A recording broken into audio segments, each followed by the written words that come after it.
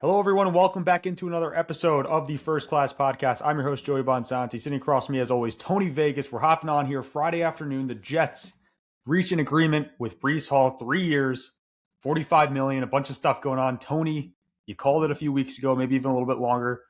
Initial reactions, we're getting on freaking this is amazing. Like, we've never been in a good time to hop on here really quick and do an emergency pod, but here we are.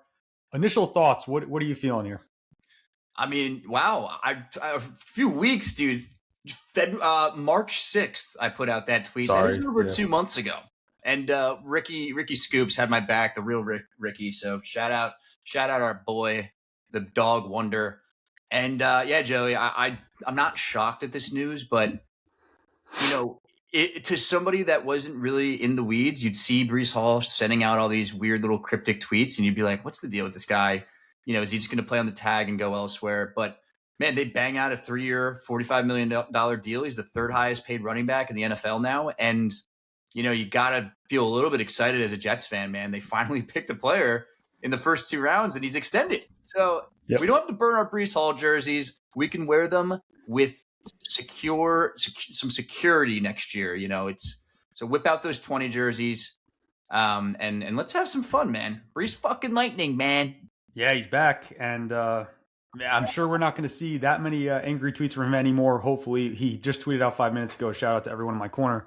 A lot of work left to do. God bless. I'm sure this is one of the things that he brought up to the Jets brass was, players with 2,000 rushing yards after contacts and 1,500 yards after the catch since 2023. There's 4 of them. It's Breece, A-Chain, Gibbs, and Bijan Robinson. So I'm sure there's a lot more statistics that he had brought into the front office, but this was going to be a hole. I didn't think that this was going to happen. I thought he was going to play on the tag. I thought he might have been traded midseason in 26, but nonetheless, he's back. He's locked up. He's hopefully happy. He's going to get the workload that he deserves in 26. And man, it's nice to actually have something locked up on the offense here, where there was going to be a lot of question marks if he was traded or was not extended. So I'm super happy, man. I am. I don't know. This just never happens. Like I said, man, it's so rare that they get something done in a timely manner. And I'm starting to see a little bit of a pattern here, right? You see all the rookie contracts being signed, like David Bailey done, Pons done, Sadiq was done yesterday. I don't know if Cooper signed yet, but they're kind of wrapping this shit up. And we're going into next year, man. Like, the only real question mark at this point is, how's Geno going to play? What's the answer at quarterback beyond 2026? And, they kick that can down the road to the 2027 draft. So we don't need an answer right now. There's no drama. There's no offset language with the rookies. Breece Hall is on a brand new 3-year deal, not playing on a franchise tag. And, man, I mean, it's a fair price. Like, I really, truly do believe that. And this is now a hole that's filled. I don't know the exact specifics. Like, is he going to play 3 more years? We'll see. I mean, if he falls off a cliff this year, I'm sure there's an out after 2 years probably. Yep. But, whoever is playing quarterback in 2027 for the Jets, whether it be, Geno Smith coming off most improved player or, Brendan Sorsby through the supplemental draft, whether it be Arch Manning, it could be endless amounts of people. I'm sure there's a lot of running backs that, you could categorize well below Breece Hall. So is he the 3rd best running back in the NFL? No, probably not. But I think it just kind of speaks to the fact that a lot of these guys haven't gotten paid yet, right? Like Jahmyr Gibbs, or has he? I forget. But there's a lot of guys that still need to get paid. And, Breece Hall, how old do you think he is? What is he, 24? 24, 25, I believe. 24 years old, man. So 3-year deal, that would take him to 27 years old. And that's usually where you like to cut bait with these guys. So, I mean, he's a pass-catching threat. I'm kind of hoping he didn't get hurt last year, so I'm kind of hoping this is the year where he really gets his legs under him, he stays healthy, and you kind of see that rookie year Breece. Like, he doesn't have all this mileage, right? I mean, so my question now is, what do you really have behind Breece Hall? Because he's our bell cow, dude. This is our guy, $15 million a year. They had the money to do it. And why create a hole for a rookie quarterback when you don't have to? And, you have all these 1st-round picks next year. You don't have to use one on a running back. Maybe you do, and you pair him with Breece. And you mentioned, like, is he the third best running back? No, he's not. But in a year or two, when these contracts start to top on top of each other, it's going to be the sixth, seventh, eighth best contract, and it's probably going to match up and it's going to look like a good deal. It's the same thing that happens to cornerbacks, wide receivers, anything else. Now you're staring 27 down the barrel with a potential rookie quarterback, whether it be Cade Klubnik, whoever the hell it is, Sorbsy, like you said, Breece Hall, Garrett, A.D. Mitchell, Cooper, Sadiq, Mason Taylor. Really good foundation of the offensive line. So there's a lot to look forward to here. Like you said, we're not creating another hole. I saw this tweet from Connor Hughes. It's a 2-year, fully guaranteed $29 million deal. So the third year doesn't have any guarantees in it, but there's incentives that will jump the per year payments up. So I like that even more. It's basically just 2 franchise tags stacked on top of each other with a slight pay raise. So it makes him happy. It makes us happy. The agent gets to say, look, I got, my guy a 3-year deal with third highest paid running back money. I don't know who the top 2 are. Do you know who the top 2 are off the top of your head? Is Bijan paid yet? Bijan was paid. Yeah, Bijan's definitely paid. I don't know the other 2. I don't have the list right now. Saquon maybe. Could be Saquon. Definitely, yeah. I mean, I think this is just a win-win. And this isn't a huge commitment, dude. They're going to have a shit ton of fucking cap space to spend next year, whether they made this deal or not, right? I mean, you got to think about it. Like $15 million, what does that really get you on the free agent market? A guard? Like Dylan Parham got what? He got like $6 million. But it's funny, when you sign these guys in-house, it allows you to kind of get them. You don't have a bunch of teams like the Cardinals who were desperately looking for a running back. They end up going with Jeremiah Love. And Joey, I think the biggest part of this, and we haven't touched on this yet, we didn't trade Breece Hall for that 3rd round, 4th round pick, whatever it was reported to be, from the Kansas City Chiefs this year. And we hopped on this podcast a little angry, that they didn't end up trading for that 3rd round pick or 4th. I forget what it was. If it was a 4th, whatever. It was a 4th that we wanted the 3rd. Right. So we got on this podcast and we were a little angry, but it makes sense now. Now it's like, okay, you didn't trade Breece for that high 4th. And in turn, you extended him and you found your running back for the next 2 years, right? Yeah. You get to kick that can down the road. And guess what? When Breece is 26 after this 2-year deal, I can almost guarantee you the Jets would use a 2nd round pick, 3rd round pick, whatever it may be. Maybe they'll do that next year, right? When they have all these picks, they can select a player, have him for cheap, have Breece for another year, and have that player take over his role. It just opens up so many more opportunities for the running back position, and they had the flexibility, man. Like, why would you not do it? Some other names up top there: Saquon, Christian McCaffrey, Derrick Henry. So obviously, you can make the argument that he's probably not in the echelon of those guys, but we know how these contracts work. And again, just feels good. We have the stability now. We have, hopefully, a happy Breece. He's not allowed to bitch and moan on Twitter anymore. I don't want to see the tweets anymore. He should just go, put his head down. And hell, for these guys who signed at 24, a 3-year deal, there's still another contract to be had for him potentially.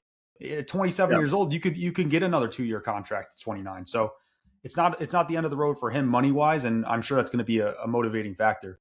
I think we're both pretty happy. You weren't shocked. I think I'm a little bit more shocked when I just saw the notification too. We were FaceTiming about something else, and it just so happened to come through. So we hopped right on here, and we're going to get the episode out as soon as we can. But pretty crazy Friday drop here from Jeff. I know. I'm just scrolling through Twitter right now. It's very rare we get to do these, man. We both work from home. This is great. I mean, look at Connor Rogers. Logic prevails with Jets and Breece. He gets what is close to 2 franchise tags, exactly like I just said. Yep. He gets what is close to 2 franchise tags and guarantees. Jets keep a really good running back and avoid another need created in the near future. That should be the sentiment. Connor Rogers is one of the smartest Jets fans that has a Twitter account, and in the media itself. So, I mean, everybody that has a brain is saying, this is a good move. Now, my question is, what comes next? They were proactive with Breece, right? We love that. Let's go. They're proactive with the rookie signings. I want a Joe Tippmann extension like now. I think the move would be to get him extended now. He is everything that, he's just he's a really good guard, has center flexibility. Obviously, this podcast isn't about him, but again, this gives me confidence, dude. Like, Darren Muji is not a slapdick. He's He's not not. a fucking slapdick GM, AI GM like I've heard online. He's made some. Think about like in the grand scheme of things, what he's done. Okay, first draft, he takes Armand Membu, looks to be an All-Pro right tackle. We can ignore free agency; they didn't do anything. All-Pro right tackle, takes Mason Taylor. They had a huge need at tight end. He's an inline tight end. We think he's going to develop nicely. He's like fucking 17 years old. Azareye'h Thomas looks to be a starting corner for us next year. And in turn, trades Sauce Gardner. You slide Azareye'h Thomas there. We'll see how that ends up. Like, that could be a risk. But, gets Jawan Briggs for basically free. Gets Harrison Phillips for basically free. This draft, you Brownlee, get the list goes Steve on. Cooper. I mean, dude, they've overturned the roster in 2 years. And guess what? They have 3 first-round picks next year because of some of the larger contracts that they've traded and got great value for. It's just the evidence is stacking up for me to say, like, I think I want Darren Muji making those 3 first-round picks next year, and I want Darren Muji to get his swing at a quarterback. That isn't fucking Cade Klubnik. That doesn't count. Yeah, we're going to have to see how that plays out. That's a bigger conversation, and I'd like to see how this both draft class look this year, like how Mason Taylor progresses, et cetera, Membu, does he continue to play at that all-pro level? Do these rookies come in and make an immediate impact where they're valuable starters from day one? Like, this is all stuff we have to see. But you're right. Like, he's proactively getting ahead of some of these contracts, going out, like, even last year, like signing Josh Myers to that extension, right, where you're like, okay, that's someone we could plug and play on the line if we have an injury. He's a really solid player for us.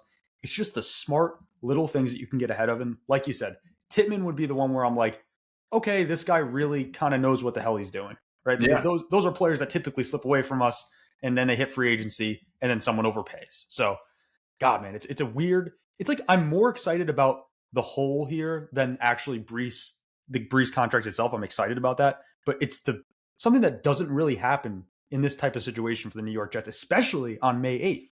Like, it's early. Exactly. I foresaw this dude playing out like a Kenneth Walker situation where, he just leaves after his rookie contract. But the Jets aren't the Seahawks, man. They don't have to pay all these guys. Like, they're not paying a quarterback right now. They're paying their starting quarterback $2 million over this year. And then their next quarterback's probably going to be a fucking rookie. So they're not paying Sam Darnold $30 million. You can pay your running back $15 million after trading away your all-pro DT and cornerback. Freed up so much money. Who are we really paying, dude? Minka, Garrett Wilson, the rest of them, like, I can't even really, Sherwood. Sherwood. Which was their doing. Yeah, and now Breece Hall. So, I don't know, man. Keep good players. Breece is a good player. And, you have to wonder what Reich has in mind that he's comfortable giving him, a 3-year deal or 2-year deal, whatever you want to call it. And you just got to think that this is when you start to really kind of use Breece Hall like as a bell cow. You're not saving him for anything now, dude. You have him for 2 more years, and then after that, he's probably out, right? I mean, realistically, get your fucking money's worth. Like we did with Le'Veon Bell when we had him. I know he wasn't effective, but you have a good offensive line that can move people. Like fucking feed Breece Hall the rock. And in short yardage stuff, give it to Braylon Allen or whoever, but, utilize this guy.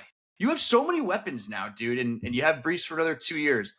Like I said, this just makes that 2027 quarterback, whoever that may be, that much more comfortable with a ton of long-term pieces already in place. Like, I mean, it's pause, but it's like oozing with talent. It's insane.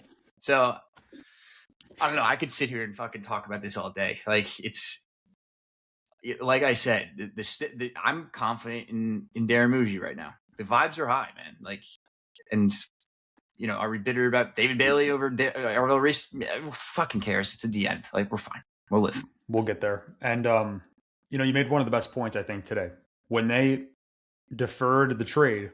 The biggest thing to hit home on was to get the contract done, right? Because if they didn't, you miss out value and you lose the player and you're just left with nothing. At least now, they're putting their money where their mouth is and they're paying them. And you can tell like the GM speak at the owners meetings and stuff about we love Breece and we'd love to have Breece isn't just BS. They actually do mean that and they do want to pay him and they believe him. So let's see what's going to happen here. I now the expectations are going sky high for this guy this year. And you know, if you're getting paid top 3, like I'd expect you to be a top 5-6 running back in the league this year. I really do.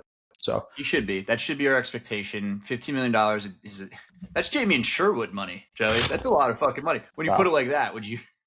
nah, It's insane to think that they're getting paid the same amount of money. But, I mean, look, you made a great point right there too.